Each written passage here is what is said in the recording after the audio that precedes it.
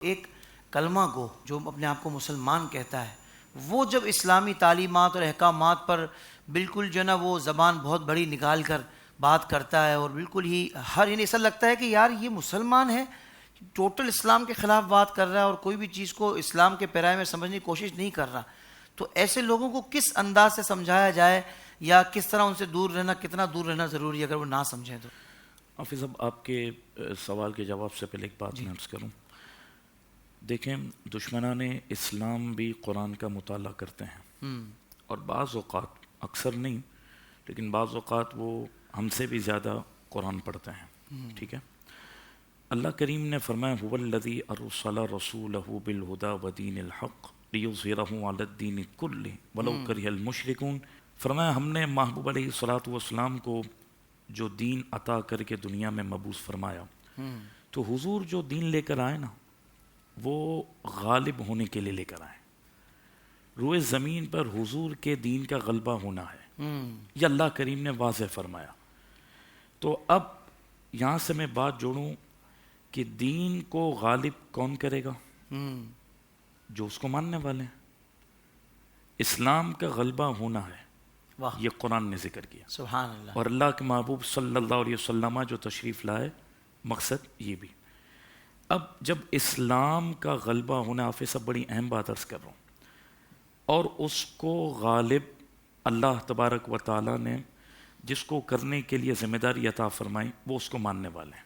صحیح. ٹھیک ہے، اللہ کے محبوب صلی اللہ علیہ وسلم نے جب اپنے صحابہ کی تربیت فرمائی نا، تو حضور کے صحابہ نے اپنا یہ گول سیٹ کر لیا، ٹارگٹ بنا لیا کہ ہم جس دین کو مانتے ہیں وہ اس روئے زمین پر غالب ہونے کے لیے آیا.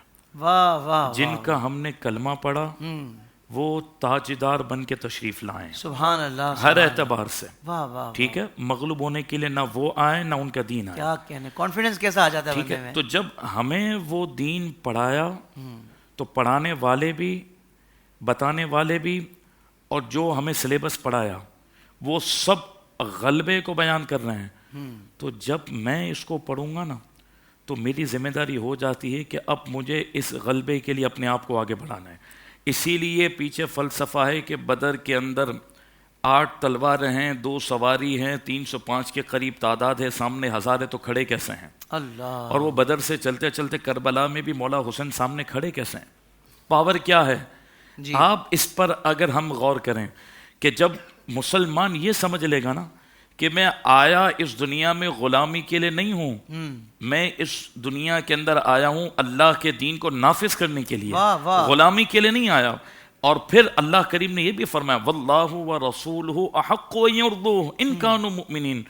اللہ رسول زیادہ حقدار ہیں اگر تم مومن ہو کہ تم ان کو راضی کرو.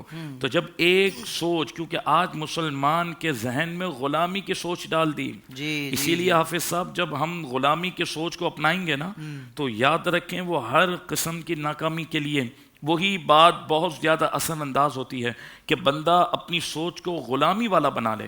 اللہ کریم کے دین نے، اس کے محبوب نے، قرآن نے اس فلسفے کو مٹایا اور ہمیں فرمایا کہ جو دین تمہیں عطا کیا گیا وہ روئے زمین پر غالب ہونے کے لیے آیا. اور قرآن نے پھر واضح طور پر ذکر کیا وَقُلْ جَاءَ الْحَقُّ وَزَهَقَ الْبَاطِلُ إِنَّ الْبَاطِلَ كَانَ زَهُوقًا. یہ آیتیں کیا بتاتی ہیں؟ جب آپ اور میں یہ سوچ لیں گے نا کہ میں جس کو مانتا ہوں مجھے اس کو غالب کرنے کے لیے کردار ادا کرنا ہے، اور سامنے کوئی بھی آئے گا، کوئی بھی ہے، اللہ اللہ کریم کا یہ وعدہ ہے کہ ہم اس کو پارا پارا کر دیں گے. بس تم پکے مومن ہو جاؤ، یقین کامل کے ساتھ میدان میں کھڑے ہو جاؤ تو رب العالمین غیبی مدد عطا فرمائے گا. واہ واہ واہ. امیر المجاہدین علیہ الرحمہ ایک بڑی پیاری بات فرماتے تھے، فرماتے ہیں مدد آئے گی لیکن پہلے بدر سجانا ہوتا ہے. گھر بیٹھ کے مدد نہیں آتی، کربلا جانا پڑتا ہے، بدر جانا پڑتا ہے. اللہ کے محبوب علیہ الصلوۃ والسلام صحابہ کو لے کے میدان میں تشریف لائے، پھر بدر کی رات حضور نے دعا کی، پھر صدیق اکبر رضی اللہ تعالیٰ نے آمین کہی، پھر دعائیں ہوئیں، لیکن پہلے بدر کے اندر آنا پڑا. آپ اور میں اگر آج یہ سوچ لیں اسلام ہمارے لیے سب کچھ ہے، اسلام اکمل ہے، اسلام اتم ہے، اس کی تعلیم ہمہ جہت ہے، کسی بھی موڑ پر بچہ ماں کی گود میں ہے اس سے لے کر قبر کی آغوش تک جب تک پہنچتا ہے، ہر شعبے کے اندر اسلام ہی تو واحد مذہب ہے جس نے ہر شعبے کے اندر رہنمائی فرمائی ہے, ہر جگہ آپ کی دستگیری فرمائی ہے. جی یہودیوں نے صحابہ کو تانا نہیں دیا تھا کہ تمہارے ہی نبی ہیں جو تمہیں استنجا کا طریقہ بھی بتاتے ہیں, کہا ہمیں سب کچھ ہمارے نبی بتاتے ہیں. تو جب یہ کانسیپٹ ہمارے کلیئر ہو جائیں گے, اسلام ہمارے لیے مکمل. اور جو آپ نے بات کی اس پہ میں آخر میں ایک بات عرض کروں. حافظ اب افسوس ہے یار, ہم نے خود ہی دشمنوں کو اپنے عمل سے بہت موقع دیا. ٹھیک ہے, جو اسلام آیا تھا تخت پر بیٹھنے کے لیے, ہم نے معذرت کے ساتھ اس کو صرف مسجد کی 4 دیواریوں تک محدود کر دیا. آج ہماری قوم کی کیا سوچ ہے مجھے یہ بتائیں, میں خود آپ کو بتاؤں. اس جمعے ہم نے حافظ صاحب روزے کے فلسفے پر بات کی اپنی مسجد کے اندر, اور فجر کے بعد فقہی مسائل پر. تو مجھے نمازیوں نے کہا یار علامہ صاحب یہ اگر آپ کا انداز ہوگا نا, آپ سوچ دیکھیں, نمازی ہیں.